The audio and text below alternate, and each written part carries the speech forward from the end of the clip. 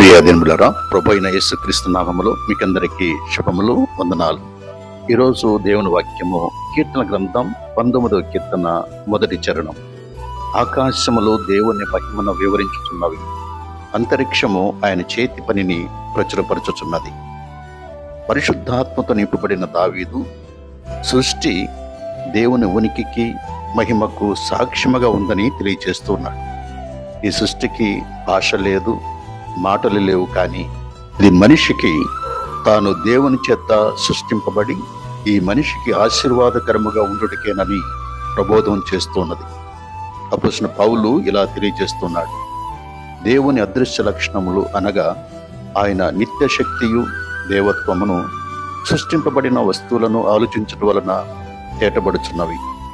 సృష్టి దేవుని జ్ఞానమును మహిమను ప్రచురము చేయటం మాత్రమే కాకుండా మనుషుల పట్ల ఆయనకున్న శ్రద్ధను గురించి కూడా నేర్పుచున్నది. ఎలా అనగా, మనిషి బ్రతుకుటకు కావలసినవన్నీ ఈ సృష్టిలోనే దేవుడు దాచి ఉంచాడు. ఈ సృష్టిలో ఉన్నవన్నీ మానవునికి ఉచితముగానే దేవుడిచ్చాడు.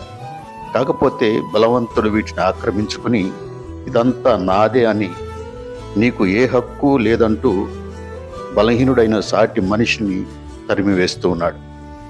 సృష్టి దేవుని పనిని ఎలాగూ ప్రచురం చేయుచున్నదో, అలాగే విశ్వాసులమైన మనము క్రీస్తు చేసిన రక్షణ కార్యమును ప్రచురము చేయొచ్చు దేవుణ్ణి మహిమపరచాలి.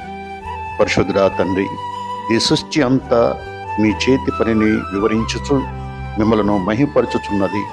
విశ్వాసులమైన మేము క్రీస్తు ద్వారా మీరు చేసిన రక్షణ కార్యమును ఇతరులకు ప్రచురము చేసి మిమ్మలను మహిమపరచుటకు మాకు సహాయము దయచేయమని యేసుక్రీస్తు నామమున అడిగి వేడుకొనుచున్నాము తండ్రి. ఆమేన్.